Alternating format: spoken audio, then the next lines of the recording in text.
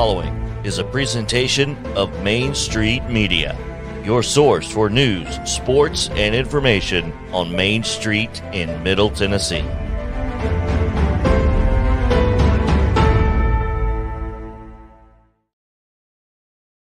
Sound 30 years of the best sports talk in Middle Tennessee, featuring Tennessee Radio Hall of Famer George Plaster, Tennessee Sports Hall of Fame coach Watson Brown, and Young Guns Billy Daunic and Michael Sindrick. And now, here's your host, George Plaster.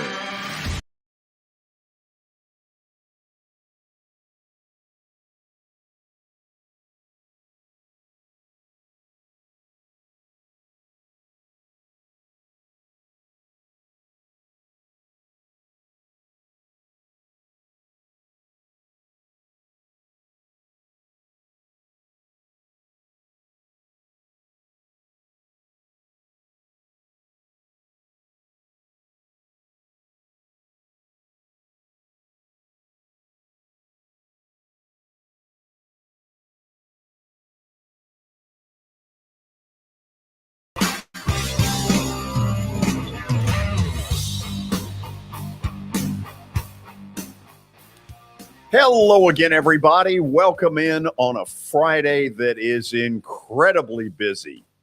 So busy that we have Major League Baseball playoffs. I'm looking at one of those games right now in St. Louis that is going right to the wire. The Predators got their hockey season underway today, not at Bridgestone, but in Prague. Now, I don't pretend to know exactly where Prague is. I just know it's a long ways away from here. Willy Daunic, who did the game on television for Bally Sports, will join us today at 5:10 on the show. So a lot going on. Let me say hello over to the left to Billy Daunic. Billy, how are you? George, I'm doing great today. Is my mic? Can you hear me, George? I can hear you. Okay, awesome. You're great. Loud and clear. That's awesome. I'm doing great, George. Ready for the weekend, no doubt. Okay. Let's get all of this started. Every day during football season, we'll begin our show with a daily Titans update. Terry McCormick, TitanInsider.com, joins us. Terry, it is nice for our two teams, your Yankees, my Braves, to just sort of relax and watch all the hostilities. Yes, it is. The Cardinals in the process of trying to give this one away to the Phillies. By the way, what exit do I get off of to go to Prague, George? Exit 2. You got that? Yes. Exit 2. 2. I would say probably 65 north, probably 1,500 miles. Okay. Couple of time zones, maybe a continent or two. It's not as far to be involved. Do what? So there might be an ocean involved. There might be a lot of stuff involved. So, okay, give me some gut feeling. Why is Vegas only making the Titans a 2-point favorite against a Washington team that really is not very good? Well, for one thing, George, the Titans are going to be shorthanded again. They've got 6 guys they've already ruled out for this game. Bud Dupree, Zach Cunningham, Ola Adeni, Amani Hooker, Traylon Burks, and Joe Jones. So they're going to be shorthanded once again. And then the other thing is, too, there are a couple other things. One, the AFC South is not overly impressive. Not that the Commanders are, but the AFC South has not exactly been a show of force early in the season. And then the other thing is, too, George, the Titans with this habit of playing down to the level of competition at times. Sometimes that can play into Vegas's odds, I guess.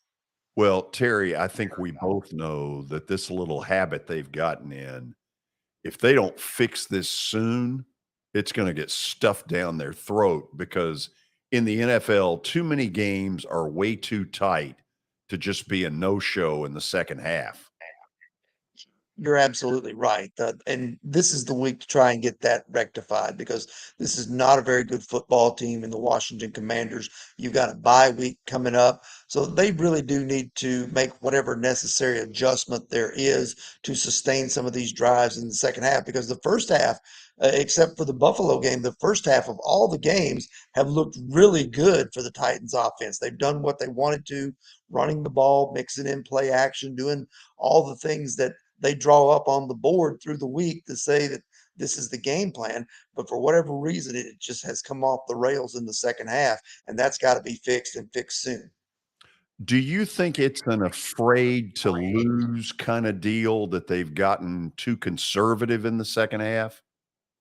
Might be some of it because in the game, through the game Sunday in Indianapolis, Mike Vrabel said he wanted to put the game in the hands of the defense because he was confident in them that they would, be able to secure the win. So I think maybe they did let the air out of the balloon a little bit in the second half. But to my way of thinking, rather than have the defense hold on and, take a 7-point win home, why not go ahead and try to tack on another score, make it a 2-score game? That way you can relax a little bit. Terry, Carson Wentz has certainly, been, I guess the word would be vilified. But there's a component to him where he can really do some things on the move. And there was a time 3-4 years ago where he was an MVP candidate in this league. Doesn't he present some challenges to try to keep him in the pocket? Yeah, he does because he is better when he's on the move and has the option to take off and run or throw on the run and, get the defensive back out of position when his guy's kind of, making a play, maybe a little bit off schedule. So I think, that's one of the elements there. But I think what you do if you're the Titans, if you can stop the run game and make Carson Wentz have to throw from dropbacks and from the pocket and then contain him in that pocket, you've got him right where you want him. Eric, look forward to Monday. We'll get kind of an injury report, hopefully around a win. They need to get some people healthy. They need the bye week as soon as they can get it. Oh, no doubt about that, George. No doubt about that. Talk to you. Have a good weekend. All right, you too. Terry McCormick with our daily Titans update. The injury report sounds awful. This is one of the few teams that I think they could beat on the road with all these injuries. So maybe the timing of all this stuff, as bad as it is, maybe the silver lining is it's Washington and they stink. Honk if you've heard that before. Oh, yeah. Yeah. Okay. Where are we going in the update? Well, George, before we get to the update, that Daily Titans update, courtesy of Terry McCormick, was brought to you by the Justin Tucker team with Platinum Realty Partners, as well as Sumner Funeral and Cremation. The Justin Tucker team, they are proven to be trusted with your most personal asset. They are Middle Tennessee's most trusted team in realty. Give them a call at 615-906-8458. And also, Sumner Funeral and Cremation. They are sharing their family with yours in your time of need. Now with 2 convenient locations in Gallatin and Hendersonville, and online at sumnerfuneral.com. Sumner Funeral and Cremation, traditional, affordable, and dignified. All right, George, we start today's update with some Nashville Predators, not news, but a scoreboard update. The first, preseason matchup for the Preds. Oh, no, this is not preseason. This is the real thing. This is the real season. This is the real thing. Oh, my mistake. This is 2 points in the standings. My mistake. Okay, wow, I feel awful now. But the Preds get the win, 4-1 over the San Jose Sharks. George, we were talking before we even went on air. That's a good start. Oh, it's a really good start. Look, I think they ended last season on kind of a downer. Not necessarily that Colorado swept them, but the fact that they really were not at all competitive in that series. They had goaltender issues when UC got hurt. He did start today and played apparently very well.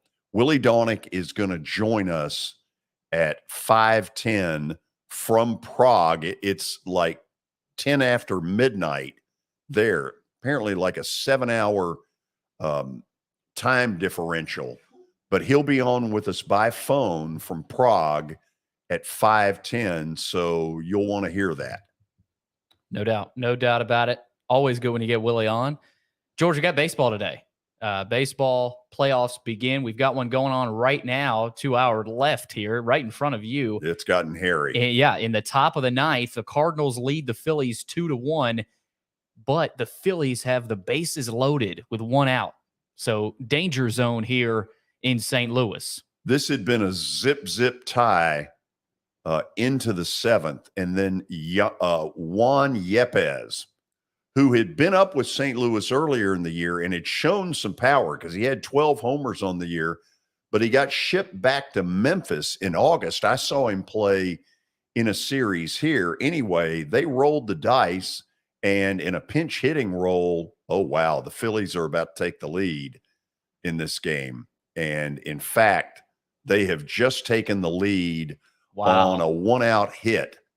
So erase that 2-0 Cardinal lead. It's now 3-2 Phillies, and you can probably hear a pin drop at Busch Stadium. Yepez had gotten shipped out to Memphis. Anyway, as a pinch hitter, he hit a 2-run homer that was a big old moonshot that originally gave the Cardinals the 2-0 lead. This is one of the things about postseason play. You cannot have your bullpen spring a leak. And this just in, their bullpen sprung a leak, and it's a huge one. Sure did, man. It looked like second baseman for the Cardinals almost had it there. So new score there. The Phillies take a 3-2 lead, and they're not done yet in the top of the ninth with 1 out. Runners on the corners now. So we will, of course, keep track of that. George, some other scores from earlier today. Cleveland defeated Tampa Bay 2-1. And later tonight, we've also got the Mets and the Padres. That's Max Scherzer versus Yu Darvish. And we've also got one going on right now. Seattle leads Toronto 3-0 late in that one, George. So it looks like Seattle is going to get off to a nice start in that series. It's in the 4th inning. So, you know, what you've got in that thing is Luis Castillo, who they got in a trade from Cincinnati. He got the game 1 start, and they'll need everything they can get out of him. That Toronto lineup is loaded. That would be a huge upset if Seattle advances past Toronto. The early game today was a big old pitching duel. Shane Bieber, Shane McClanahan for Tampa Bay. Indians got a couple in either the 5th or the 6th inning. I got to hear a little bit of it on the way over here. And so Cleveland leads that series 1-0. And tonight it's Max Scherzer for the Mets, Yu Darvish for San Diego. I think the Mets win. You got the Mets? Yeah. Yeah, well, they'll need that one. I mean, these 3-game series, it's so crucial to get that first win. That's why the Cardinals are in danger zone here. They are playing at home, though, so that is an advantage the Cardinals still have. And they've got you cannot blow a 2-0 lead in the 9th in a best 2 out of 3. That is a real downer. Yeah, we still got bottom of the 9th, so we'll see what kind of magic is in the air in St. Louis. George, as we roll through here, there was an interesting video that was leaked last night from a Golden State Warriors practice. Draymond Green was shown punching Poole for the Warriors, and Adrian Wojnarowski of ESPN came out and said that the Warriors launched an investigation immediately. They're not happy that the video got out of their practice facility, and they're trying to figure out where it came from. So that could get really interesting. Well, good luck. It's TMZ that got it. I don't pretend to know how TMZ gets half the stuff they get, but you know what? Give the devil its due.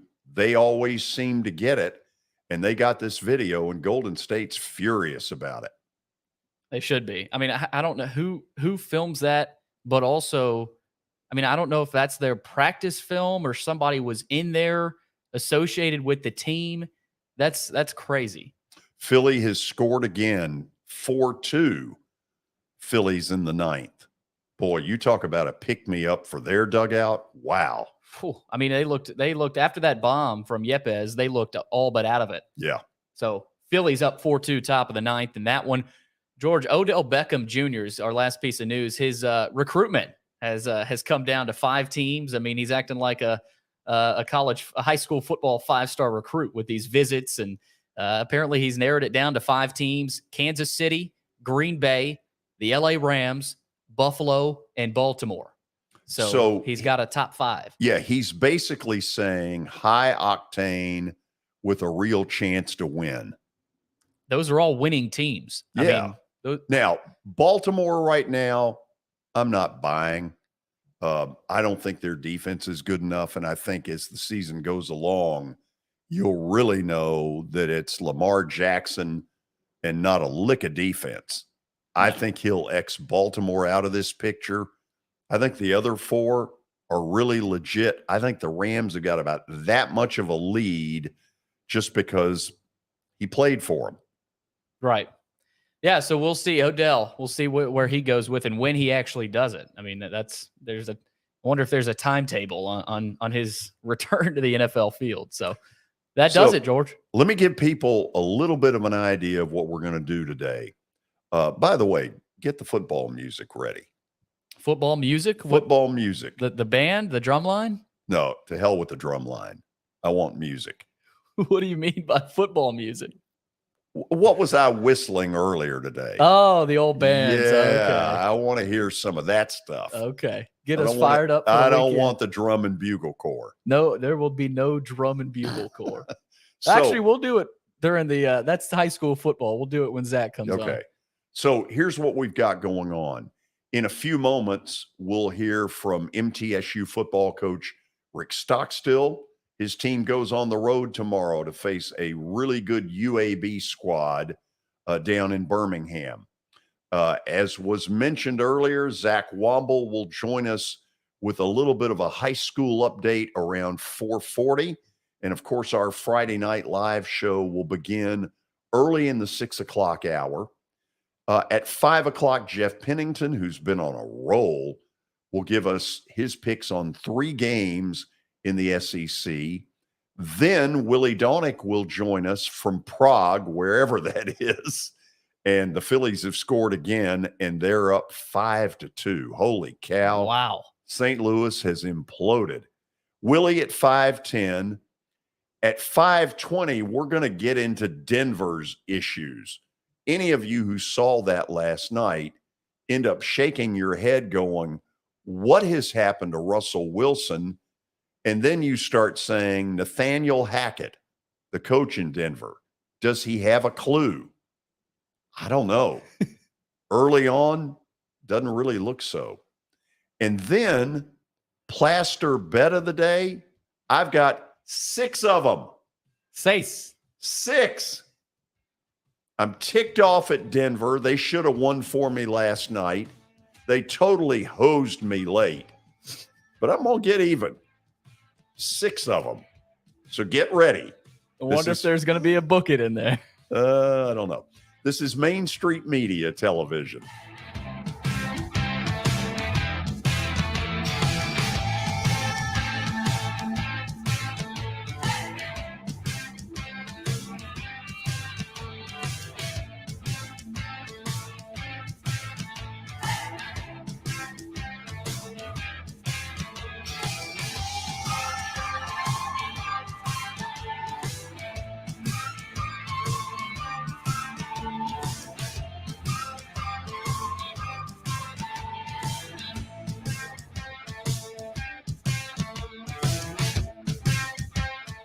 Buying or selling a home can be a very personal experience. Why not go with the team that receives nearly all of their business from referrals? Clearly a trusted name in real estate. The Justin Tucker team with Platinum Realty Partners has sold more than 500 homes in the last 7 years. Voted best in Sumner County multiple times. Proven to be trusted with your most personal assets. Call the Justin Tucker team with Platinum Realty Partners at 615-906-8458. The Justin Tucker team with Platinum Realty Partners, Middle Tennessee's most trusted team in realty. I highly recommend Sumner Funeral and Cremation because of their caring nature and attentiveness to detail. Pre-planning your funeral now will bring you peace of mind and less stress to your loved ones. When the chaos of losing you happens, your family can honor and celebrate your life, knowing things are happening just as you wanted them to. Pre-planning determines the details of your funeral, cemetery services, and can be less expensive. We are honored to serve you and are always here for you in your time of need. Sumner Funeral and Cremation. Traditional, affordable, dignified. SumnerFuneral.com. Jody Jones Dentistry can handle all your dental needs, from the basics to cosmetic procedures. All of this in the nicest dental facility I have ever seen. Jody has done it right. They're located conveniently at 55 Music Square East, and for an appointment, it's simple. Dial 615-259-5100 and tell them Plaz sent you.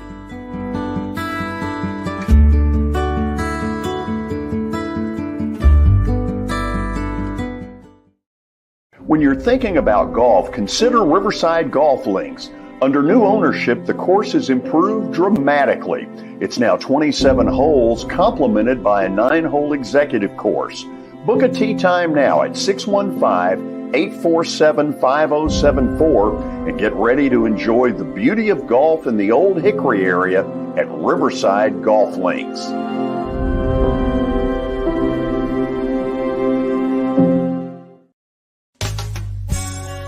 I'm Bart Durham. I was sworn in as a lawyer in 1963, and I've been working as a lawyer since then. We're a firm that does exclusively personal injury, a lot of tractor-trailer crashes. Insurance companies will open up their checkbooks when you force them to. We have systems that work. We get the most money for our clients in the shortest amount of time. I'm Blair Durham. My dad and I want to help. Give us a call at 615-242-9000. This is Eric Berner with Rockcastle Wealth Advisors. I help people in the pursuit of making their money live as long as they do. People hire me because I use a customized, individualized, and personal approach for the person I'm working with. Everyone's situation is different. If you've lost a spouse or a parent and want to make sure your inheritance is utilized and does not just disappear, I can help with that. Call me at 615-235-1058 or email Eric at rockcastlewealth.com.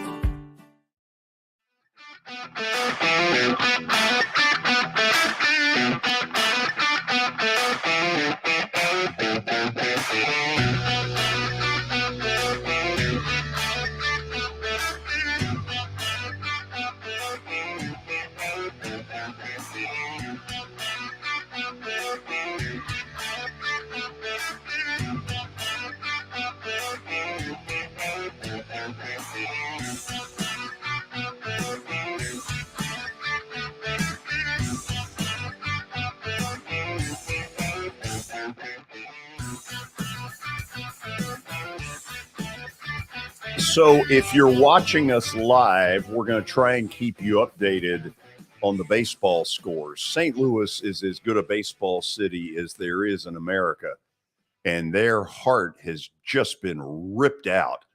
The Phillies, 6 in the 9th, lead the Cardinals 6-2. St. Louis's bullpen, George, explosion. You want a stat?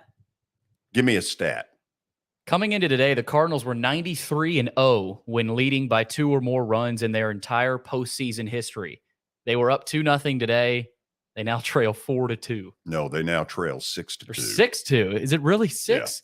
Yeah. Oh, wow. 6-2. Okay. So that's the first problem. That's a big problem if you're a Cardinal fan. Toronto, a pretty heavy favorite against Seattle. Down 3-0 going to the 5th inning. Seattle has thrown their ace, Luis Castillo, and at least through 4, he has got a really good offensive team. He's put them at bay. 3-zip Seattle, top 5 at Skydome, or whatever it is they call it now. Okay, to college football. MTSU's got a tough one tomorrow down in Birmingham against UAB. UAB has a brand new stadium where a lot of the USFL games were played earlier last summer. Before they got on the bus today, our own Lewis Maddox caught up with MTSU head football coach Rick Stockstill.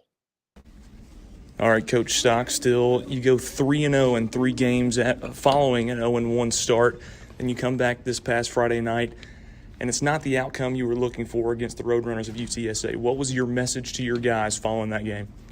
No different than if we won it. You know, you got to put it behind you and move on. And we got beat by a good team. We knew they were a good team coming in here, and I was proud of how we fought and climbed back into the game, but we just dug ourselves too big of a hole, that first half, and could never really get out of it. But just got to, like I say, you win, you lose, you put it behind you, and you go and get ready for the next one.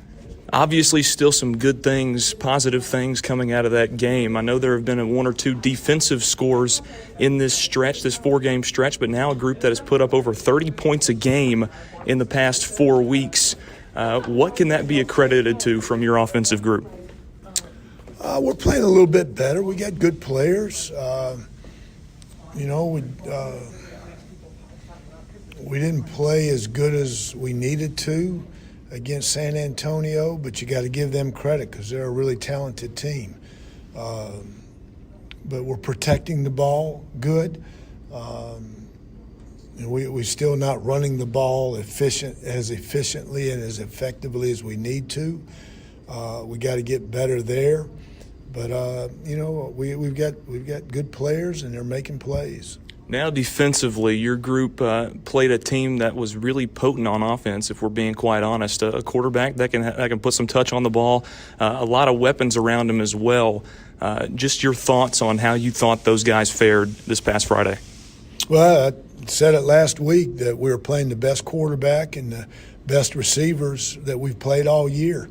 And they proved me right. I mean, he's really good player, the quarterback, and those 3 receivers are NFL guys, and we couldn't cover them. We couldn't slow them down the first half, and we played a little bit better the second half. But they very explosive. We gave up way too many explosive plays, but you got to give them credit because they're very talented. Now heading into game number 6, you'll be traveling down to Birmingham for this Saturday's game against UAB. Definitely a team that's got a lot of talent themselves. They're 2-2 right now on the season. They've had 2 very close losses. What have you seen from them this week in your analysis? Really kind of just the opposite of San Antonio. San Antonio, was a high-powered, throw it all over the place offense. These guys are high-powered, run it down your throat offense. They're leading the conference in rushing. They got one of the top 5 rushers in the country. So their running game is really good. Their defense is number 1 in total defense, number 1 in rush defense, number 1 in pass defense. So in the conference. So they're really good defensively. It's almost like an NFL team where they're controlling the clock with the running game, and they're only averaging about 64 snaps a game, 63 snaps, something like that. So every possession that we have is going to be critical because they do such a good job running the ball. And you mentioned that running game. That actually leads me into my next question. Dwayne McBride is really the workhorse for that UAB offense. He's averaging almost 7 yards a carry this season. Specifically for your front 7, what has been the main focus in practice this week for those guys to be able to slow down that running attack? Well, we got to get off blocks, one. And we got to get off blocks, and then we got to be good tacklers. We got to be fundamentally sound and, get hats to the ball. And, because he's a really talented back. He's averaging, 170-some yards a game, rushing, and that's hard to do. That's hard to do as a team, let alone an individual. They're averaging 220 as a team, but he's really good. We got to get off blocks, and we got to, obviously you'd like to be really good on first down to force them into some longer second and third down situations where they don't have the luxury of running him. Historically, Coach, not a lot of history for this matchup. Dates back to 1995, 8 games between these two schools, and they've split wins 4 apiece. That obviously makes this one a little bit more interesting. It'll be some perfect weather in Birmingham this weekend for some football. And I know your guys are going to be really pumped up to go down there, advance to 4-2, get the season back on track once again, and take the lead in the series over the Blazers. Yeah, it's going to be a tough ball game. We know that it's going to be a physical game, and going on the road, going down to their place is not. It's never easy going on the road. And but our guys will be ready. I know we'll be ready, and hopefully we play better than what we did last week.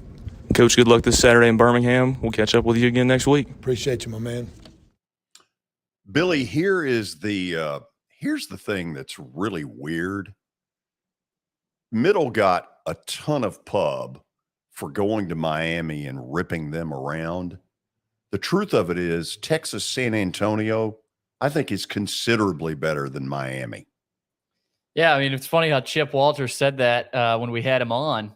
He mentioned a couple teams that were probably better than Miami from his perspective. So, for Middle, it's been a really, really wild season. I mean, you go on the road and you pull off an upset over, probably not the best Miami team, but they were a top 25 team at the time. Then you return home and, it's tough. It's tough to come home on a Friday night after an emotional win on the road against a Power 5 opponent. So, I would expect them to bounce back, George. I know after that first game, I think it was James Madison. It was a 30 point loss, something like that for the Blue Raiders. So I expect them to bounce back. But it's probably one of the more wilder seasons for Coach Stock. Yeah, it's been a little bit of a roller coaster. The truth of it is they could play very well at UAB and not win. UAB's pretty darn good. Yeah. I mean, Watson, I wish we had Watson on to tell us a little bit about the Blazers. He birthed it. But no, George, we've been to that stadium, and I'm sure Stock is happy this is a little bit later in the season. I'm sure it's a little bit cooler than that summer USFL game we went down there for the Birmingham Stallions game. But no, George, it's UAB is a formidable opponent, and it's not going to be easy tomorrow. So that's one to look at. Another one Friday night is Memphis at home against Houston. I can't figure Memphis out. They're, I think, a 2.5 point favorite against the Cougars, who I think have been, Billy, one of the real disappointments so far. They're not nearly what they have been. No, they're not. And, Memphis, Georgia, is a team that you could kind of say this a similar thing about them. I mean, they lost to Mississippi State early in the season, and that's a team they beat last year. So or was that 2 years ago when they played? I know they beat Mississippi State. Beat them a year ago at the Liberty Bowl. Yeah, a year ago. So, Memphis is a team that, we've seen them have these big wins before over a program like a Mississippi State. Houston is not in that mold, at least this season. But that's a good opportunity for the Tigers tonight. Okay. Interesting stuff on the middle front. After the break, Zach Womble is going to join us. Number one kind of went down last night, or at least one of the teams in the state that you would say, there are probably 3 or 4 out there that you could say, well, that's a number one. Well, Oakland is one of those, and they lost last night. We'll talk with Zach about it when we come back. This is Main Street Media Television.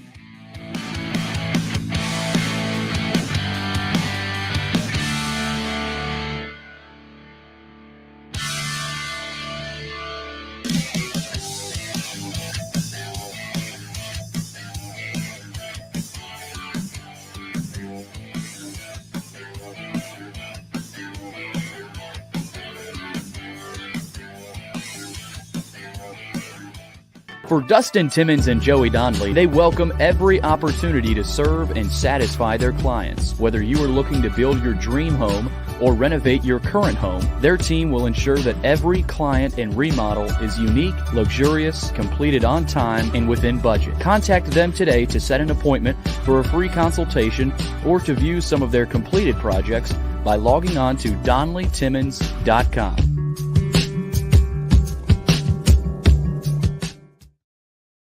At WellSkin Dermatology and Aesthetics, we pride ourselves in providing access, innovation, and a patient experience second to none. Access to care and treatment when you need it. Innovation with medical-led cosmetics and various on-site technologies for full-service treatments with a customer experience that is calming, casual, and effective. Independently owned, providing medical, surgical, pediatric, and cosmetic dermatology and more. Visit WellSkinMD.com to schedule your appointment today. WellSkin Dermatology and Aesthetics. Access to healthier skin.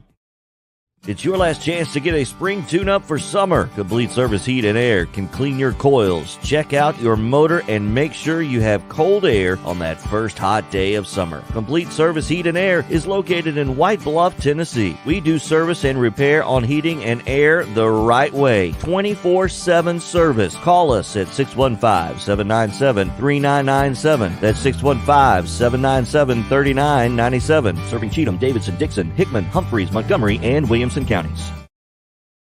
Have you heard about the high levels of radon in Middle Tennessee? Radon gas is the second leading cause of lung cancer, second only to smoking, and has no color, no taste, and no smell. The only way to know if you have radon is to test for it.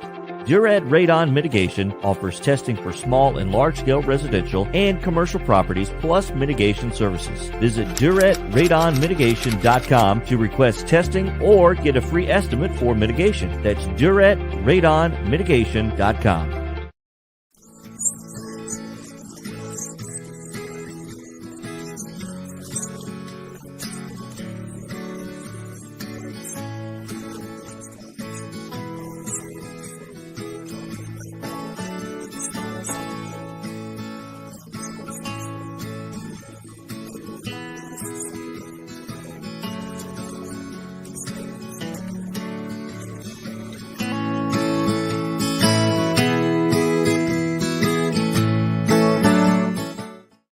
Since 1865, the First Baptist Church of Gallatin on Winchester Street has served its community by catering to the least, the last, and the lost, providing a church of welcome used by God to save the lost, transform the saved, and impact its community. As a proud multi-ethnic congregation, Pastor Derek Jackson personally welcomes you to join them in fellowship Sunday mornings at 8 in person or at 1045 in person or online at firstbaptistgallatin.org. First Baptist Gallatin on Winchester Street, serving with open arms as a true church of welcome.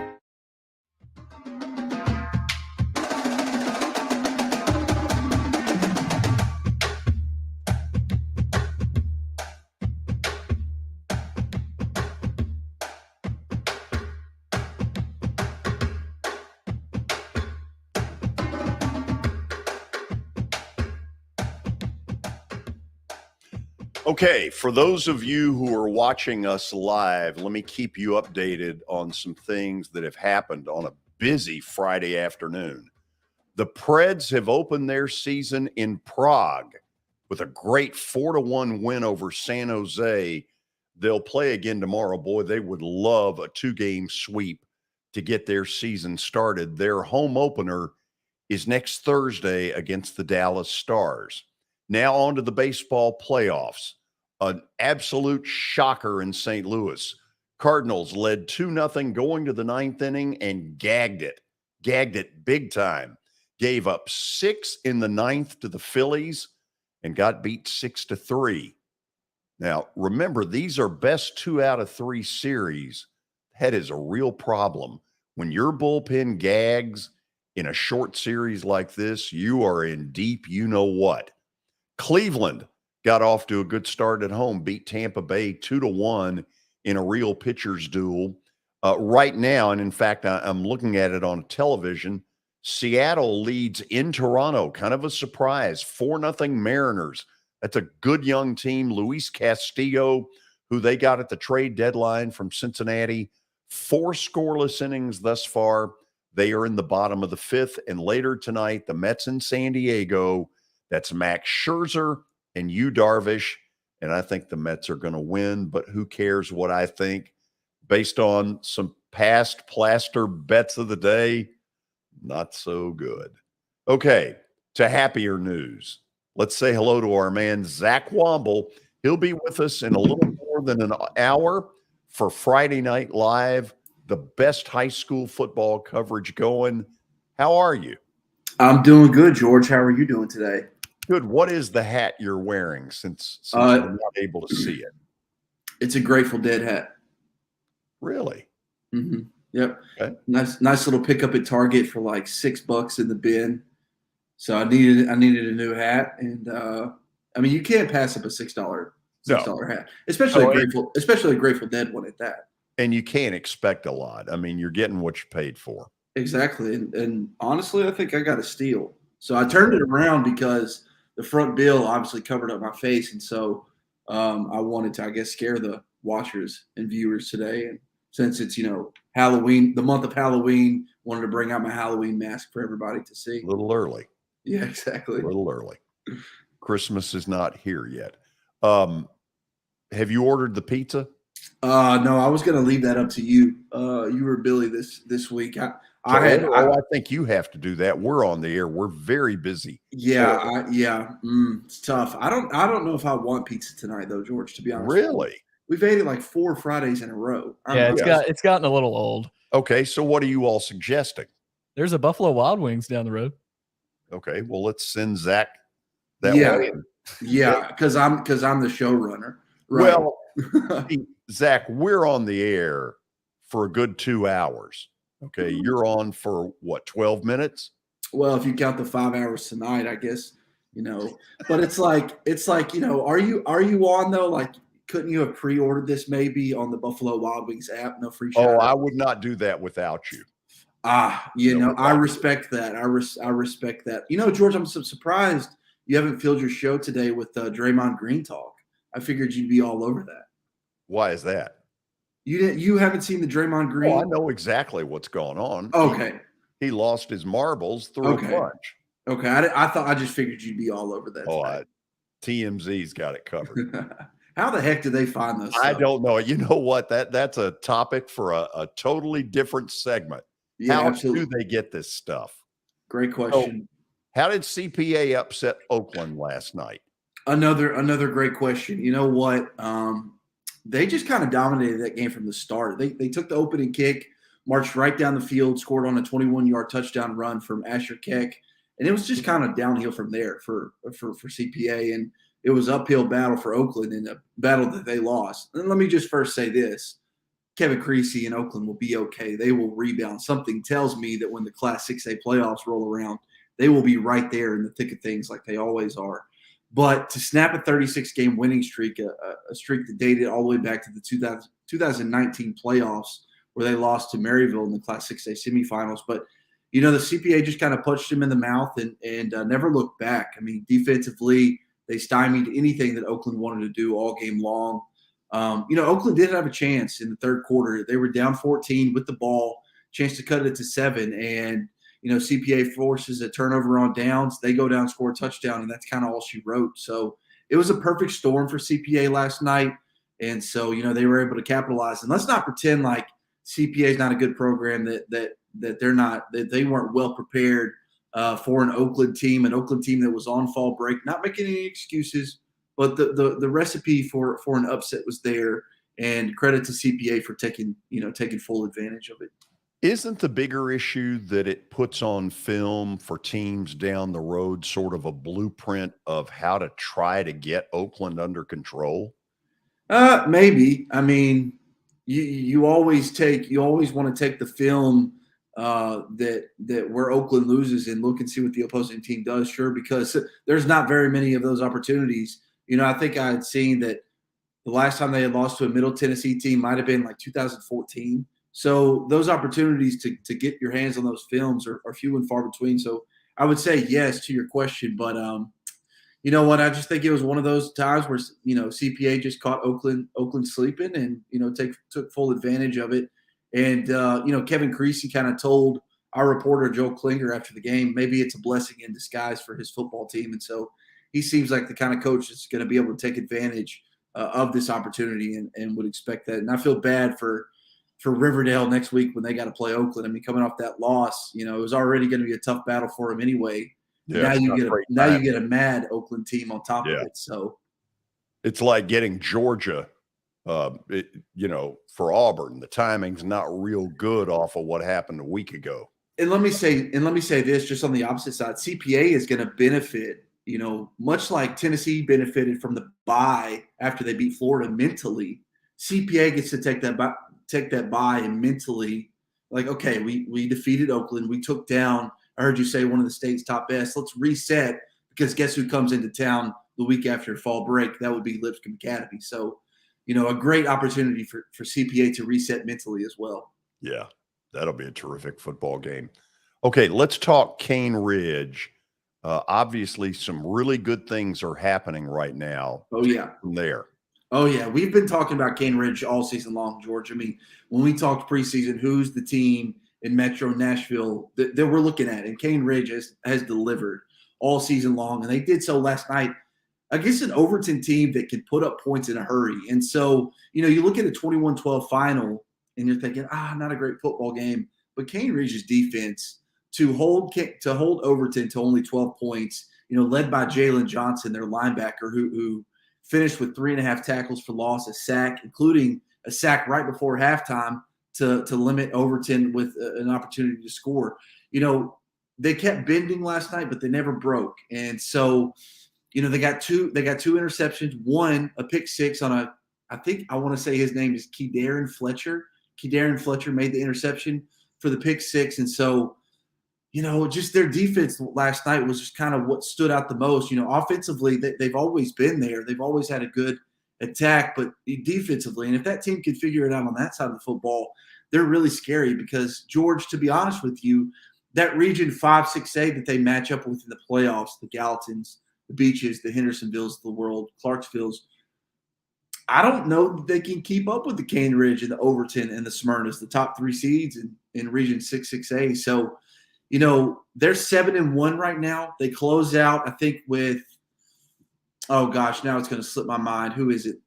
Dixon County and Maplewood got a chance to finish 9-1 and really make a noise in the playoffs. So it could be a special season for Cane Ridge in Metro. Okay, let me try it this way. Obviously, there's this big divide. It's almost like the Berlin Wall, public, private. On the private side, who would you compare Cane Ridge to? Oh, good question. Well, you'd have to compare them to a team that's in first place in their region because that's what they are. You kind of put me on the spot here a little bit, George. To be honest with you, I don't know if they'd be in the upper echelon of D2 3A. I think once you get into those teams, you're really talking about the best of the best. And I think Cane Ridge is good, but I don't know if they're the best of the best, to that level. So I think you immediately look to D2 AA, I'd say CPA. They beat CPA. That was a really good football game. So I guess if you had to pick anybody, them, just because they've already battled once this year, they came out on the right side of it. It was a really good football game, and so that's who I'm looking at. Just out the gun. That's who I'm going with. Okay, let's talk about tonight and these 3 best games that are out there. Lay them out there for us. So there were some really good football games last night, George, and you can check out our list. We kind of ranked the top 10 best games in the Mid-State, and Tyler did a really good job with it as always. But tonight, in no particular order, you've got Springfield at Beach. This is a non-region contest, a Class 6A team in Beach versus a Class 5A team in Springfield. But these two programs have played, I believe, 6 or 7 times in the program's history, and it seems like more recently as of late. Dustin Wilson for Springfield, Anthony Crabtree for Beach, 2 of the state's best when it comes to head coaches. And so I think this is really going to be a good one tonight, and one I'm keeping an eye out on. Look in Class 6A in Williamson County, you've got Ravenwood and Centennial. And then to give a little private school love, and it's kind of a preview of the D2 playoffs because in NBA Innsworth is who I'm talking about. And you're thinking, well, are they going to match up? Innsworth is actually in the west side of the D2 3A bracket. So West versus Middle East is going to match up. And so this could be a potential playoff matchup between NBA and Innsworth. So that is one I'm also keeping an eye out for tonight as well. There was a day in time where NBA Innsworth felt like 1 versus 2. Yeah. And that's what it is this year as well. Well, let me ask you this. Is Innsworth to the level of being able to hang with NBA? Well, I've been on the record to say that I think NBA is should be the best team in the state. I think they are the best team in the state. They look the part. They passed the eye test. Innsworth is in first in the west side on the west side of things.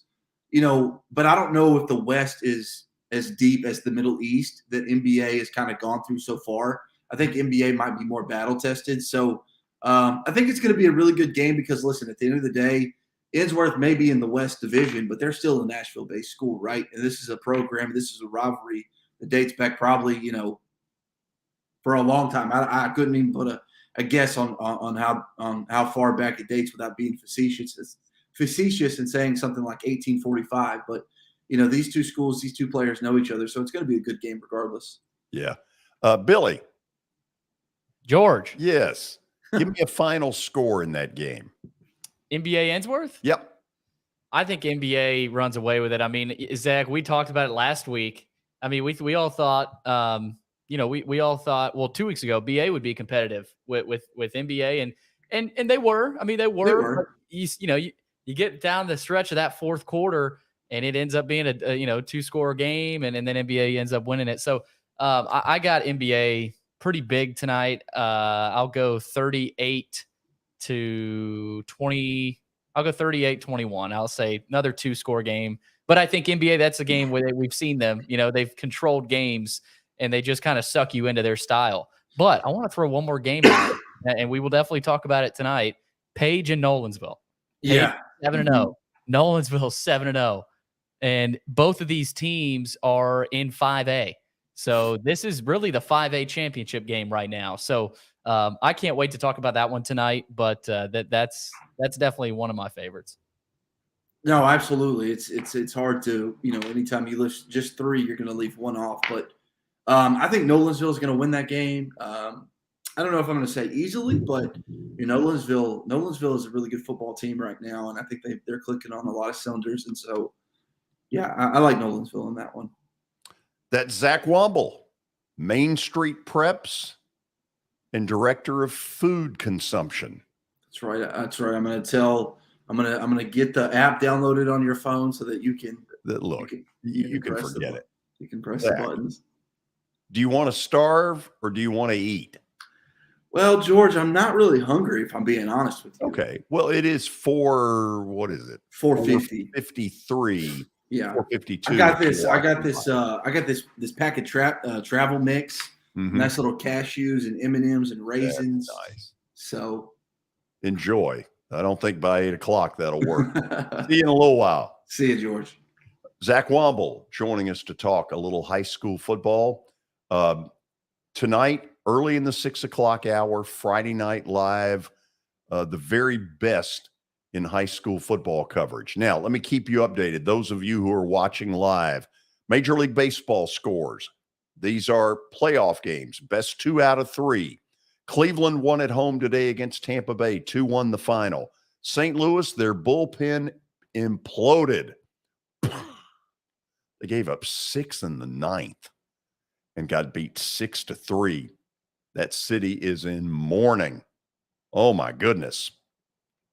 Seattle, they got a big watch party at T-Mobile up in Seattle. Their Mariners are rewarding them to the tune of 4-0, top 6 in Toronto.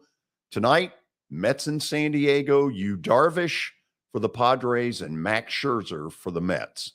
We'll go to the break. Then we'll have stat of the day. It's always scary when I have to do this solo. It makes me look stupid a lot of times. You're used to that. And then Jeff Pennington will join us. He's been on fire, so we may need to pay some attention to what he's thinking. The Predators opened their regular season today in Prague with a 4-1 win over San Jose. Their TV play-by-play voice, Willy Daunic, will join us from Prague at 5:10. That is 12:10 midnight plus 10 minutes in Prague. This is Main Street Media Television.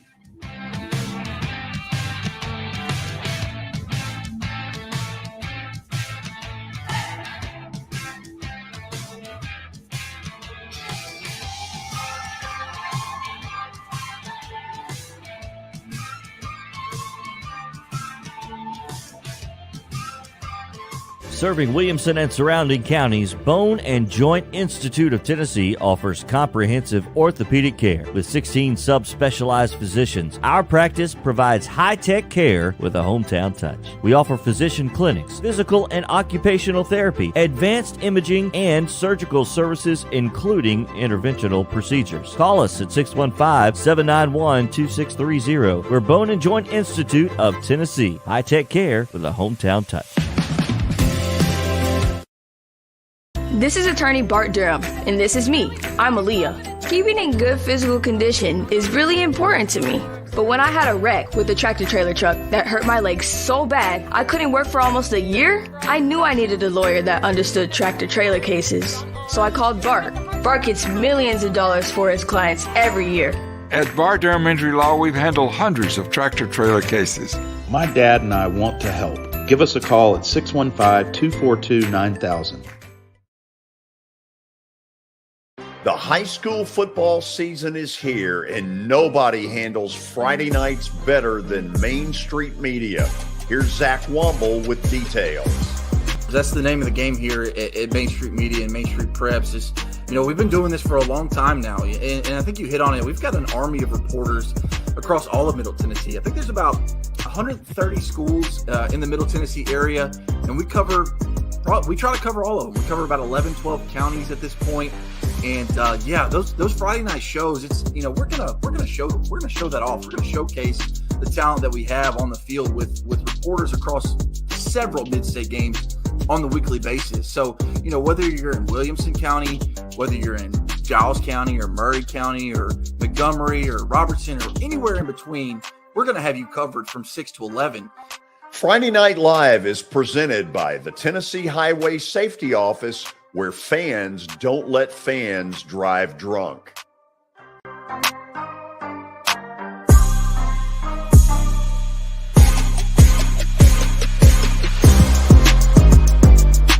At Sumner Funeral and Cremation, our mission is to serve families as our own, celebrate the life of their loved one, and help begin the healing process.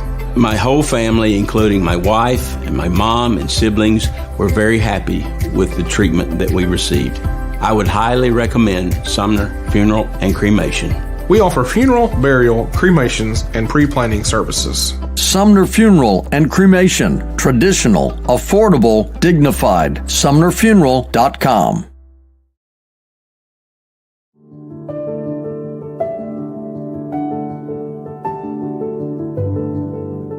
Welcome to the Omni Nashville Hotel. Urban elegance with a vintage touch. Our 800-room hotel opened up in the fall of 2013 with 746 guest rooms and 54 suites.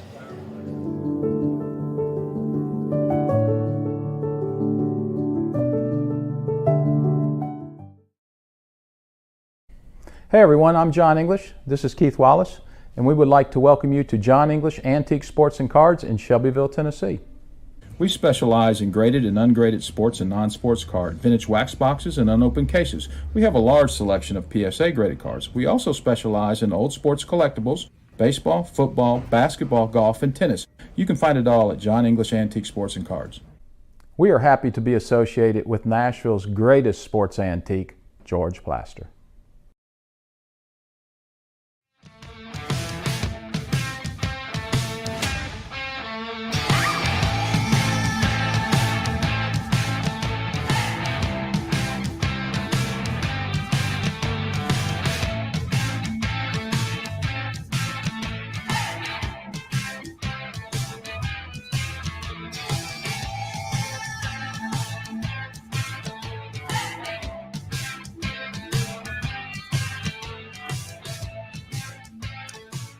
Oh, yes. Billy Boy, we got a little stat of the day stuff, don't we? Yes, we do. Yeah. It is now time for Stat of the Day, powered by John English Antique Sports and Cards, as well as Rockcastle Wealth Advisors. And George, as I get this read up here, we got a good one today. It is John English in Shelbyville, Tennessee. They are open on Tuesdays through Fridays from noon to 5 o'clock and Saturdays from 10 a.m. to 5. Visit JohnEnglishGradedCards.com, as well as Eric Berner with Rockcastle Wealth Advisors. Call Eric at 615-490-7052 or visit rockcastlewealth.com for more info.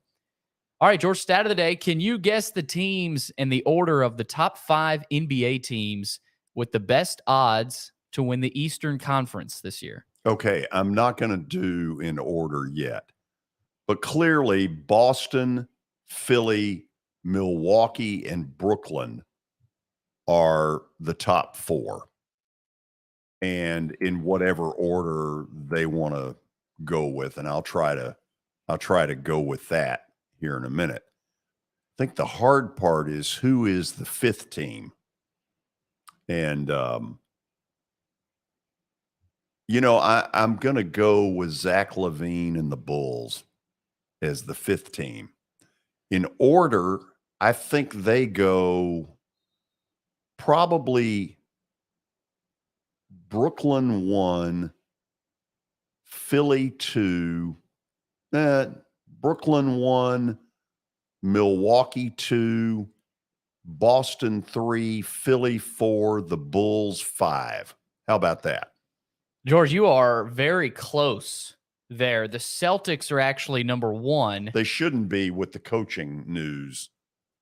Yeah, interesting. Interesting. I mean, this is an interesting odds list here. Celtics at plus 275, Bucks not far behind at plus 300, and then you've got the Nets right there at 3rd at plus 375, and then the Sixers and the Heat at the back end of that list. I forgot the Heat. Duh. Yeah, the Heat was the one you missed. You mentioned those 4 teams, so that's a pretty good job. Yeah. Okay. Not bad. Yeah, we can make that work. I am surprised, though, the Celtics are the favorite. They're a great team, but I mean, we saw what happened last year. With the coaching change, I don't know how you can make them the favorite. I don't know how much better they can be from last year. I mean, is that their ceiling last year? So we'll see. But there has been a lot of movement with talent in the NBA, as there is every year. So we now have reached the 5 o'clock hour, which means we have programming. Yes, programming to talk about, George. It is the 5 o'clock hour, powered by Middle Tennessee Bone and Joint. They combine state-of-the-art orthopedic service with a family atmosphere. Whether it's a sports injury, a sprained ankle, or a major joint replacement, MTBJ has the staff, training, and equipment needed to take care of any patient in any circumstance. Visit them online at mtbj.net for more information. George, it's time for Pennington's picks. And we do have Jeff's video ready to go. Let's do it. It really is the 5 o'clock hour on a Friday, and that means we're about to talk with the red hot Jeff Pennington. But first, a word from Pennington Distilling.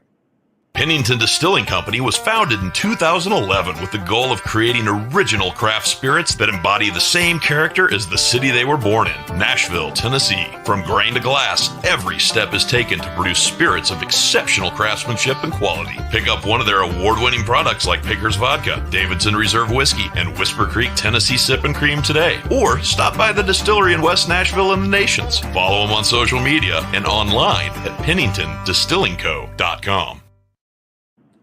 Now, as a lot of you know, Jeff has been the world traveler, but today his little PGA Tour stop is Greystone in Dixon, Tennessee. Did you play well?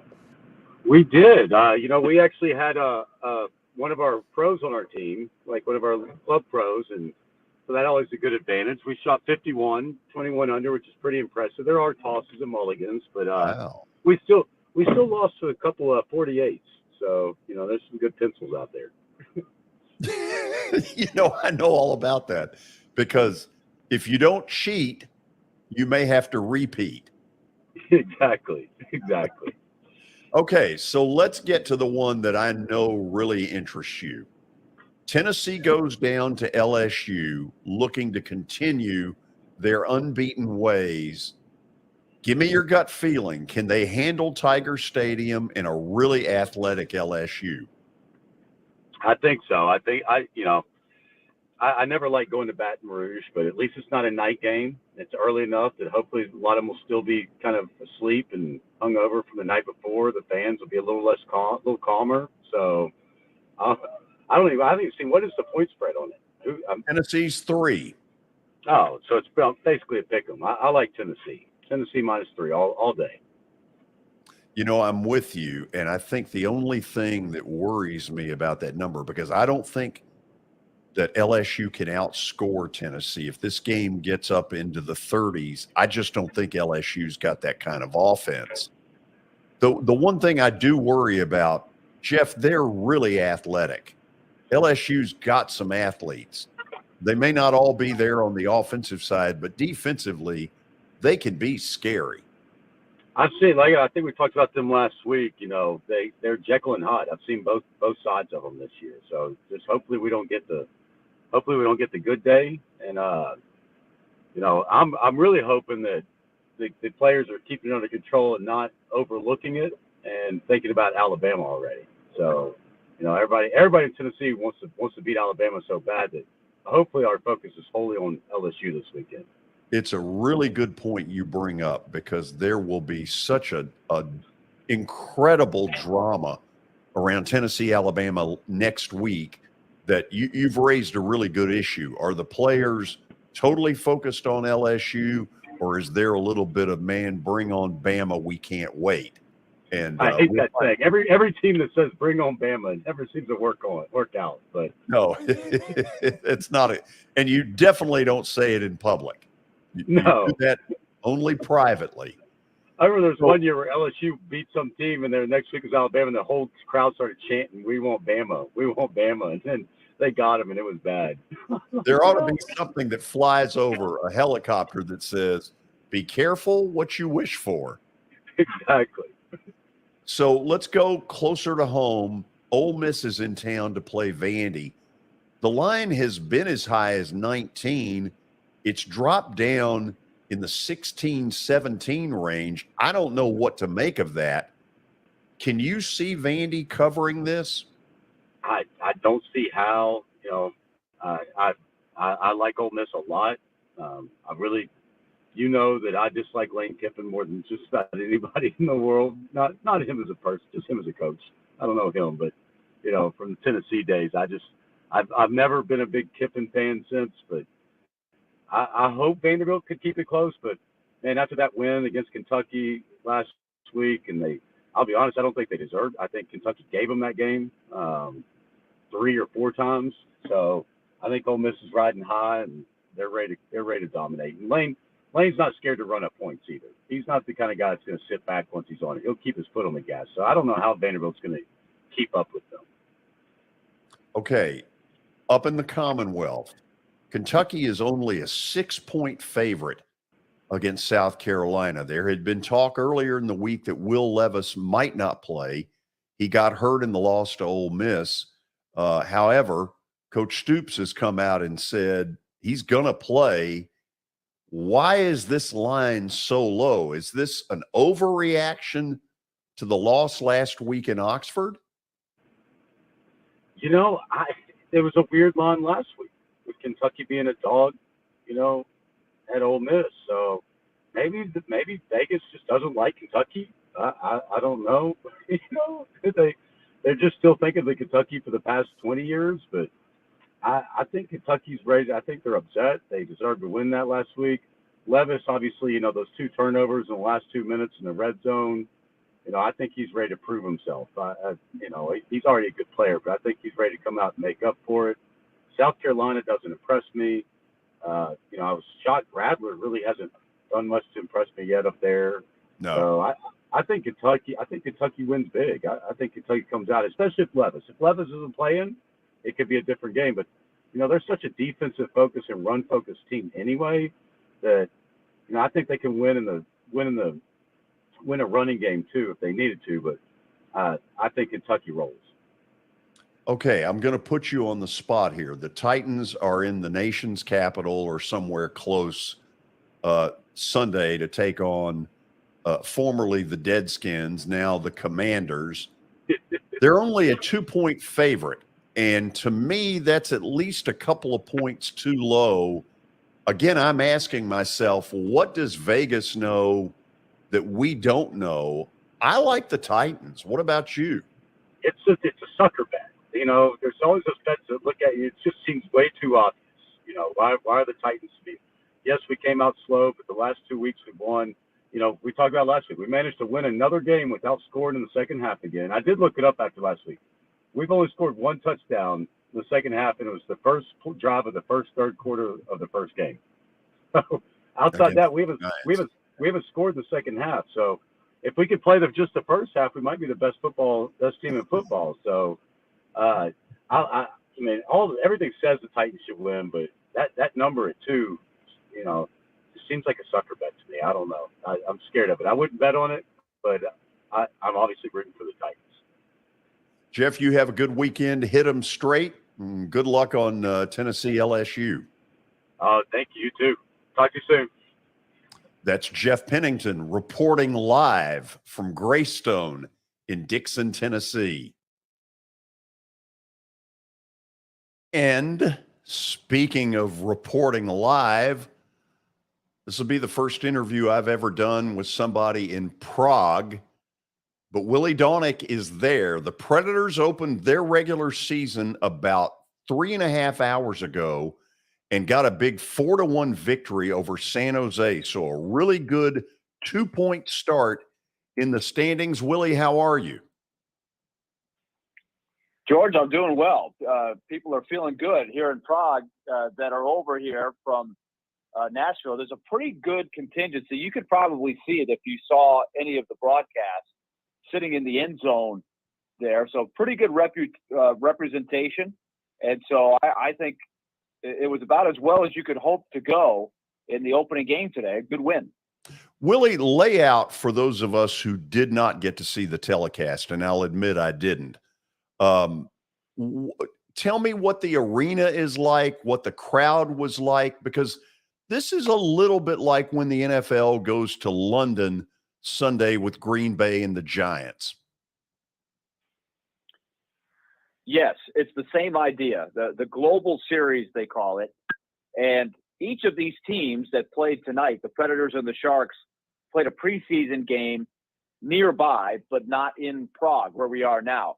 And if anybody saw some of the highlights of the Predators' preseason game against Bern, it's easily the greatest preseason game that I've ever been a part of. That meant nothing in the standings, but it was such a great emotional night for Roman Josi to play against the team that he grew up playing for, grew up rooting for in his hometown. That was really special. And then they come over here to Prague and play back-to-back games. So the arena tonight is called O2 Arena. It looks a lot like an NHL building. It's about 18,000. They had 16,800 tonight, so it wasn't quite filled to the gills, but it was an excellent crowd. But it was a little bit more of a neutral crowd tonight. They weren't really rooting for either team. They were just rooting for good plays. There was one guy, the best player for the Sharks. His name is Tomáš Hertl. He grew up here in Prague. So when he scored the one goal that the Sharks got, the crowd went nuts. Other than that, it was just more cordial, other than the rabid Predator fans that made it over here. And with those gold jerseys, George, you know, they just jump out at you. So I thought it really looked good on TV. Yes, which is why bowling shirts are gold, because they stand out. Willie, give me an estimate. I've got some friends that are over there. How many Preds fans made this trip? Well, there was a group that flew with us on the plane, some of the bigger sponsors.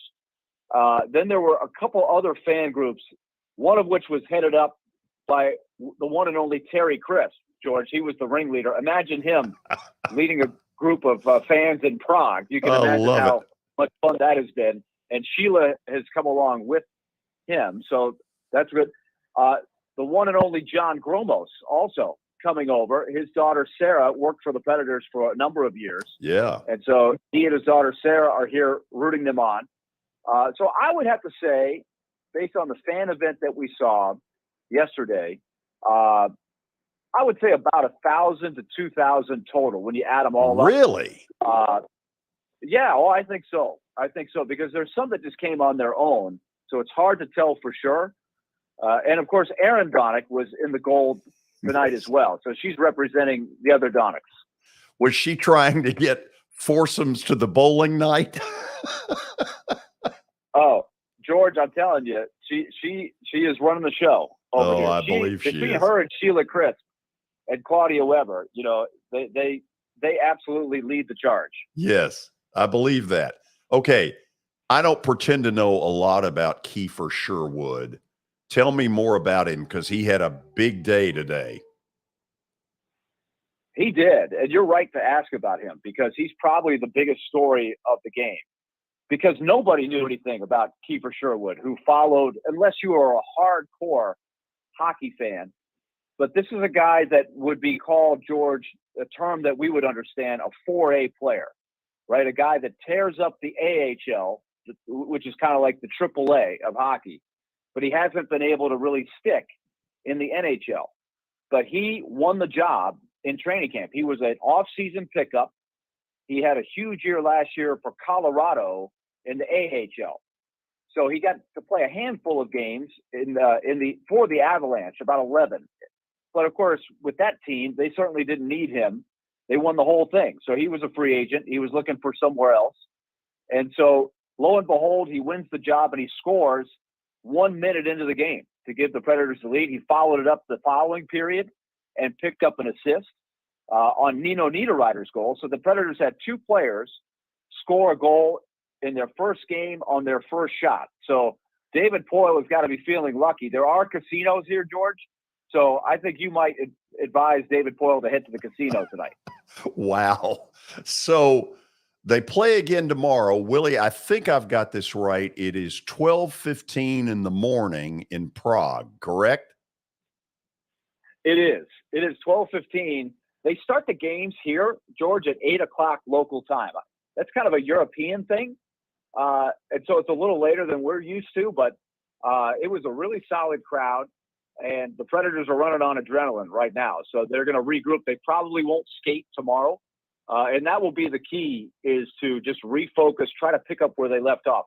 They had a stretch in the first period where they sort of let the Sharks back in the game. The Sharks are not projected to be a really good team. They're in sort of a rebuild. They have a new coach, a new GM. They're trying to figure out what to do with some of their players. So the Predators took advantage of that tonight, but they can't afford to let their guard down. I think that will be the focus tomorrow, is play that same game and you have a chance to have more success. UC Saros was very good. They'll probably go with Kevin Lankinen tomorrow, the backup. And I think the Sharks will go with their backup as well in the back-to-backs. Willie, this is the first time today that we have seen UC Saros in a regular season game since obviously the injury before the playoffs. How did he look? He looked very good. And if you look closely, George, I don't know all the reasons behind it, but he only played one of the preseason games. There were less preseason games because of this trip. But I think a lot of people were a little bit surprised he didn't play the final, what they call dress rehearsal, the final preseason game in Bern. They gave him a little extra rest. And I don't know if it had to do with his ankle that he popped last year at the end of the season. That really ruined their season. But he looked 100% sharp tonight. And there was a part of the game in the first period where the Predators took a couple of penalties. The Sharks really pushed to try to get the lead. But he made 4 or 5 really good saves that really signaled to everybody that he's back and 100%. So that was a very good sign. And then the team pretty much dominated the last 2 periods to win going away. Have you adjusted to the time difference? Yeah, it took me a couple of days. I have had some very strange sleep patterns. John Grombols can tell you, he and I went out to dinner with our supporting crew, and we did tell some stories about Vanderbilt radio, George, some legendary ones. And Really? so we had the group that it was not familiar with our background. Mm-hmm. Those stories worked very well to Really? the first timers. Blow off Right? the So liner? yeah, it was good. There was some of blow off the liner. There was some other background stories that probably are not worthy for your show right now, because they would be PG-13. But you know, it takes a couple nights. So that was the first night. We all were talking the next day how it was really hard to fall asleep, and then all of a sudden you want to crash out for about 8 straight hours. Yeah. So John Hines was really concerned about that. He wanted to make sure they have things now that they never had even 10, 15 years ago, right? That really monitor your sleep pattern. That it'll track you and tell you if you're doing the right things or not. And so they really try to stay on the players. And they knew it would take a couple of days, but they certainly look sharp tonight. And so hopefully that will play into tomorrow night's game. Okay, last couple of things for you. The game tomorrow should be over 3:30, 3:45 in the afternoon, Nashville time. Do you all fly back immediately? Nope. We will stay overnight and leave what will be Sunday morning here. Mm-hmm. And so it's a 7-hour time difference. So we should get back, if everything goes according to plan, somewhere on Sunday evening. I have to check the itinerary, George. I haven't looked that far ahead. I'm just hoping to get to the rink on time tomorrow.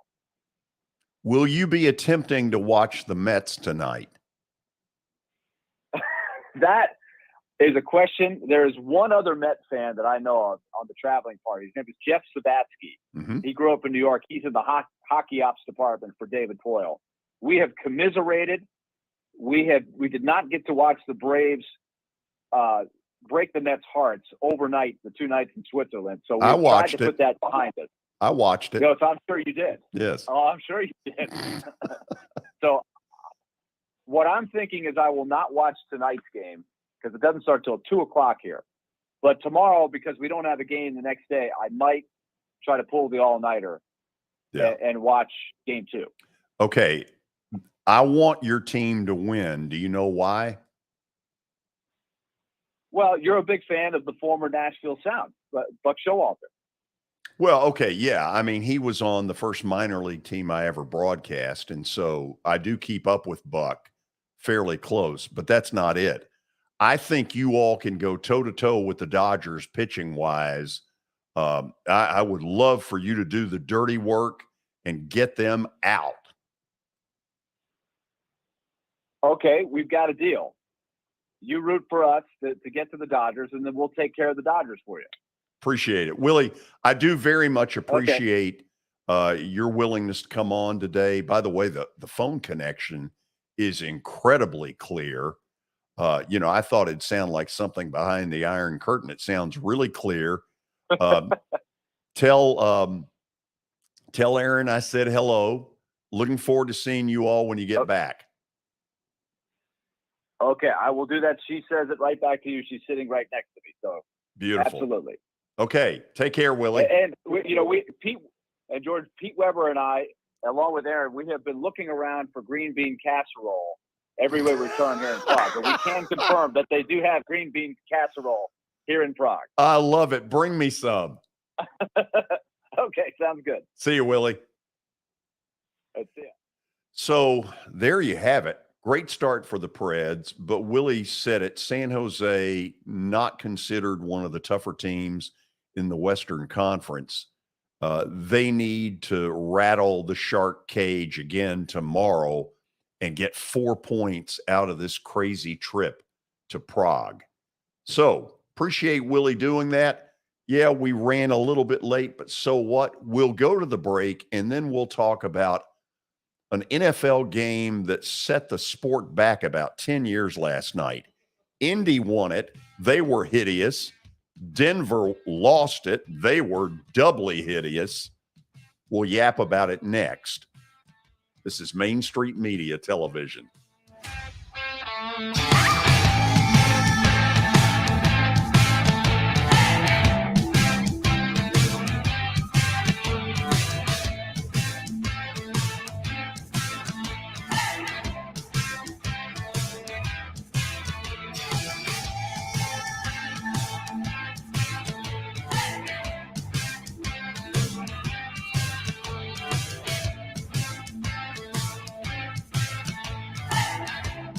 Buying or selling a home can be a very personal experience. Why not go with the team that receives nearly all of their business from referrals? Clearly a trusted name in real estate. The Justin Tucker team with Platinum Realty Partners has sold more than 500 homes in the last 7 years. Voted best in Sumner County multiple times. Proven to be trusted with your most personal assets. Call the Justin Tucker team with Platinum Realty Partners at 615-906-8458. The Justin Tucker team with Platinum Realty Partners, Middle Tennessee's most trusted team in realty. I highly recommend Sumner Funeral and Cremation because of their caring nature and attentiveness to detail. Pre-planning your funeral now will bring you peace of mind and less stress to your loved ones. When the chaos of losing you happens, your family can honor and celebrate your life, knowing things are happening just as you wanted them to. Pre-planning determines the details of your funeral, cemetery services, and can be less expensive. We are honored to serve you and are always here for you in your time of need. Sumner Funeral and Cremation. Traditional, affordable, dignified. SumnerFuneral.com. Jody Jones Dentistry can handle all your dental needs, from the basics to cosmetic procedures.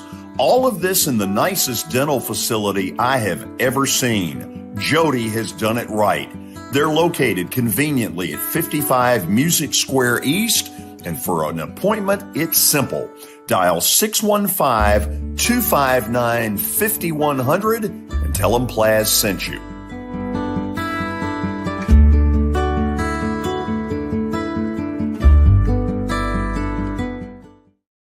When you're thinking about golf, consider Riverside Golf Links. Under new ownership, the course has improved dramatically. It's now 27 holes, complemented by a 9-hole executive course. Book a tee time now at 615-847-5074 and get ready to enjoy the beauty of golf in the Old Hickory area at Riverside Golf Links.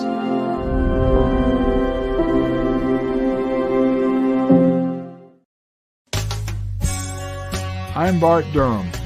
I was sworn in as a lawyer in 1963, and I've been working as a lawyer since then. We're a firm that does exclusively personal injury, a lot of tractor-trailer crashes. Insurance companies will open up their checkbooks when you force them to. We have systems that work. We get the most money for our clients in the shortest amount of time. I'm Blair Durham. My dad and I want to help. Give us a call at 615-242-9000. This is Eric Berner with Rockcastle Wealth Advisors. I help people in the pursuit of making their money live as long as they do. People hire me because I use a customized, individualized, and personal approach for the person I'm working with. Everyone's situation is different. If you've lost a spouse or a parent and want to make sure your inheritance is utilized and does not just disappear, I can help with that. Call me at 615-235-1058 or email Eric at rockcastlewealth.com.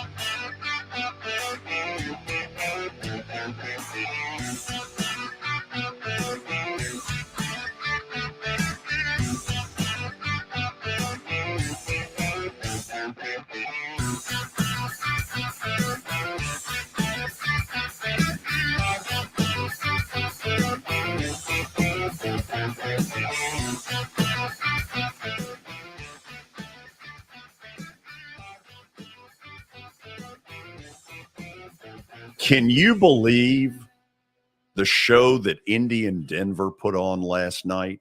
Great football. Oh, atrocious.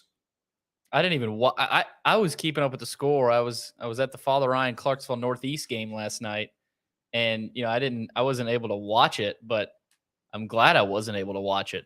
So do you want me to read the stat that I've got about last night?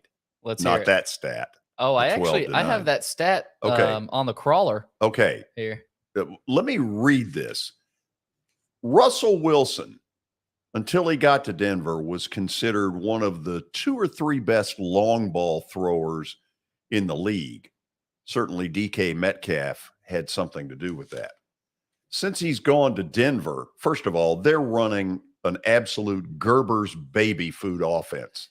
They don't do anything to challenge anybody down the field at all. But when they do, listen to this one. Russell Wilson last night, 2 of 15 with 2 interceptions on passes that traveled 10 yards or farther. That's unbelievable. First of all, there wasn't a bit of blocking for either quarterback last night. Matt Ryan, who looks like he needs to retire at the end of the year, got the snot kicked out of him, threw a couple of interceptions, but I give him credit because the final drive in regulation that tied the game and the overtime drive, that was pretty headsy, pretty veteran kind of stuff by him. Now, Russell Wilson, what in the world was he seeing last night? There's an interception in the third quarter that Indy could have fair caught. There was nobody anywhere close. The interception down on the goal line at the end when they should have run the football and then kicked the field goal to go up 6, Indy could have played that game till 4 a.m. They were never scoring a touchdown. It was just so much ineptitude offensively. And I feel like that's a lot of what we've seen, from a good chunk of NFL teams this year. I mean, it's almost like the opposite of the college game, where you look at the college game now and it's dominated by offense. But now, I mean, there's so much, not half the league, but you've got a good chunk of teams that who knows what they're doing on offense. I mean, yeah, they may not have the pieces they want, but if you're the Broncos, there's no excuses. I mean, you brought in Russell Wilson to compete for a Super Bowl. I mean, you've got great defensive players as well. They're really good on defense. But you're not doing anything on offense. First of all, a couple of things. I can't tell at this point whether Russell Wilson has really regressed beyond my wildest dreams. I've always been a big Russell Wilson fan. I can't believe what I'm seeing. Number 2, this guy, Nathaniel Hackett, does not appear to have a clue. And last night, at some point in his post-game press conference, he made the comment, something to the effect of, I was given the go-ahead to go for it on the 4th down that ultimately lost them the game. I was given the go-ahead? You're the head coach. Hello? Yeah, that was. I feel like Herm Edwards there. Hello? So guess what the headline was in the Denver Post today? What was it? Bring on Sean Payton. Uh-oh. Look out.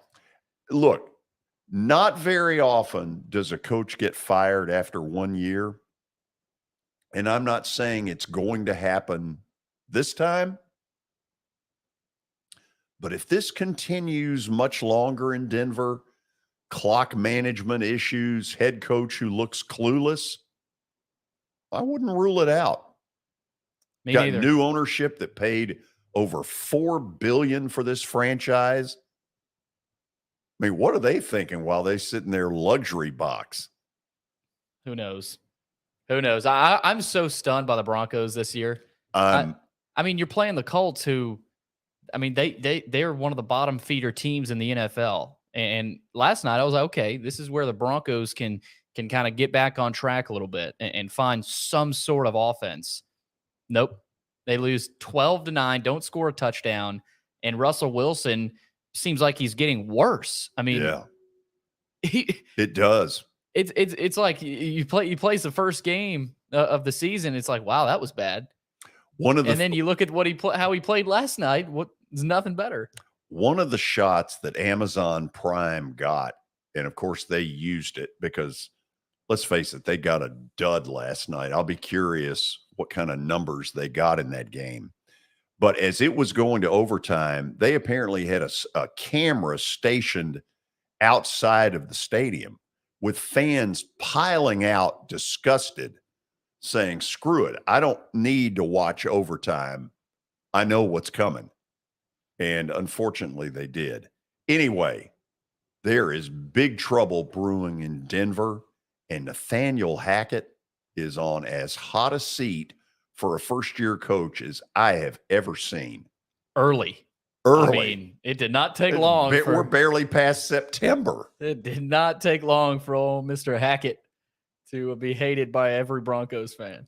The only worst debut that I can think of was Vanderbilt football coach Derek Mason, who got beaten his first 2 games 37-7 at home against Temple and 41-3 at home against Ole Miss. And they started that Temple game with a 15-yard penalty because they had anchor down on the back of their jerseys instead of the names of the players. Oh, man. Those were not good times. No. We'll go to the break. I'm going to try to bring you good times. Also going to try and bring you a little bit of cash. Zach, you may want to pay attention. Plaster bet of the day, and I've got 6 of them. I think this is a really good week to make some money. You like the card, George? You're darn tootin' I do. Stick around. This is Main Street Media Television.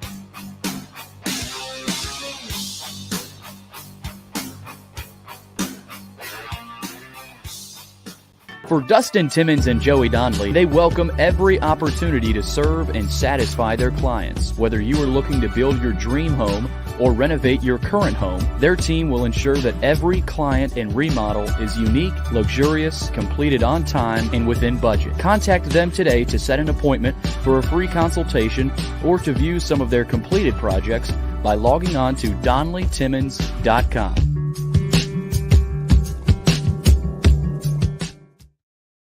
At WellSkin Dermatology and Aesthetics, we pride ourselves in providing access, innovation, and a patient experience second to none. Access to care and treatment when you need it. Innovation with medical-led cosmetics and various on-site technologies for full-service treatments with a customer experience that is calming, casual, and effective. Independently owned, providing medical, surgical, pediatric, and cosmetic dermatology and more. Visit WellSkinMD.com to schedule your appointment today. WellSkin Dermatology and Aesthetics. Access to healthier skin. It's your last chance to get a spring tune-up for summer. Complete Service Heat and Air can clean your coils, check out your motor, and make sure you have cold air on that first hot day of summer. Complete Service Heat and Air is located in White Bluff, Tennessee. We do service and repair on heating and air the right way. 24/7 service. Call us at 615-797-3997. That's 615-797-3997. Serving Cheatham, Davidson, Dixon, Hickman, Humphreys, Montgomery, and Williamson counties. Have you heard about the high levels of radon in Middle Tennessee? Radon gas is the second leading cause of lung cancer, second only to smoking, and has no color, no taste, and no smell. The only way to know if you have radon is to test for it. Duret Radon Mitigation offers testing for small and large-scale residential and commercial properties, plus mitigation services. Visit DuretRadonMitigation.com to request testing or get a free estimate for mitigation. That's DuretRadonMitigation.com.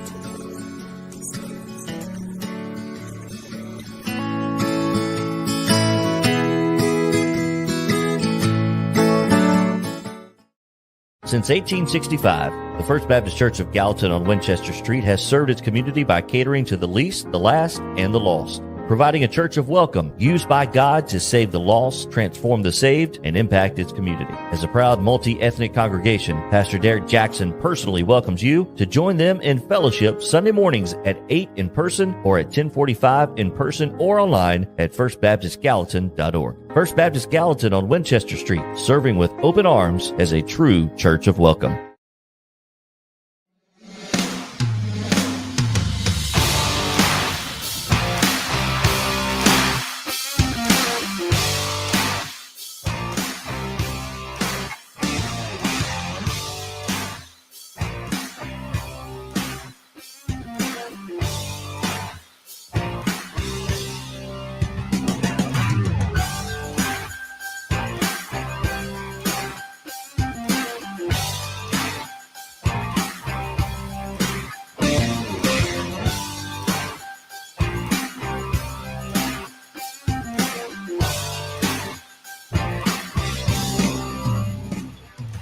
Welcome back into the George Plaster Show. It is now time for Plaster's Bet of the Day.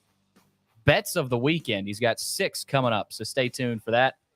Bart Durham Injury Law has aggressively protected the rights of a broad range of victims of car accidents and personal injury in both Tennessee and Kentucky. If you too have seen your life interrupted by an injury on a highway, in a hospital, at your workplace, or on unsafe property, let their attorneys do the work fighting for the full financial compensation that you need. Learn more about Bart Durham Injury Law by logging on to bartdurham.com. George, I know people are tuning in for this. Yes, I'm sure they are. I told him to stay tuned, and I'm getting word from Zach that he's watching. He's got buddies watching. Mm-hmm. They're all waiting on these weekend picks, George. Yes, so, I'm sure they are. So no pressure. But first of all, my record at 42 and 47 is not good enough. Okay, that's not going to cut it. It's not George. good enough to get fired, as far as this segment, but it's not to the standard that I expect to set. Denver hosed me last night. They screwed you over. Oh, it's ridiculous. Nathaniel Hackett. I bet on them also, not to admit that, but I thought it's the Colts. Yeah. I mean, come on. Very bitter. Okay, let's run through these and I'll kind of tell you where I'm going. Okay, George, we start first game tomorrow, 11 a.m. in Baton Rouge. Number 8 Tennessee, a 3-point favorite at LSU, who has squeaked into the top 25. Who you got in that one? Number 1, it's good for business to take Tennessee. Mm-hmm. But here's the real truth. I don't think LSU can get in a scoring match with Tennessee. If this game gets into the 30s, LSU's not going to win. So the question is, are LSU's athletes on defense good enough to sort of put a clamp on Tennessee that nobody else has been able to? That ultimately is going to decide this game.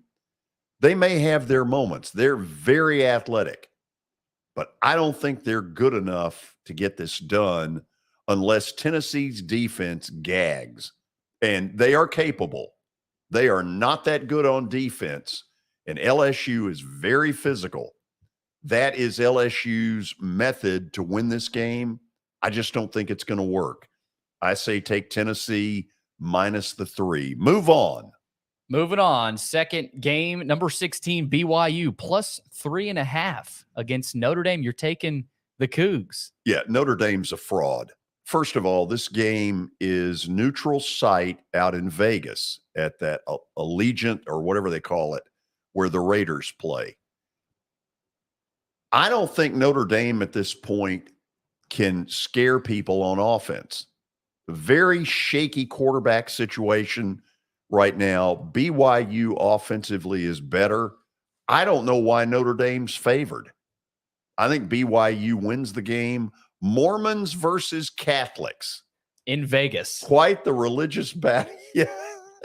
Isn't that amazing? In the Sin City. So that'll be interesting. Big game for Notre Dame. I mean, if you get that one, that pushes your season in a little bit of a different direction. There's more coming. Keep going. There's more coming. third game for George, FSU at NC State. NC State trying to bounce back from last week's loss against Clemson. Yeah, and I'm going with NC State. I think Wake Forest exposed some problems for Florida State. They're better than they have been. Are they better enough to go to Raleigh and win? They're not. NC State will get a lot more done on offense than they did against Clemson. They will cover laying the 3. Take NC State. Up next, a 2-team teaser. Yeah. Kentucky and Jacksonville. So you're going with a college and an NFL team in your teaser. Kentucky should be favored in double digits, but Vegas, for whatever reason, is a little worried, number one, about Will Levis's availability, although Stoops has said he's going to play. If you can tease Kentucky down to a pick at home against South Carolina, that's a heck of a play. Jacksonville, same kind of deal. They're home against a Houston team that cannot score.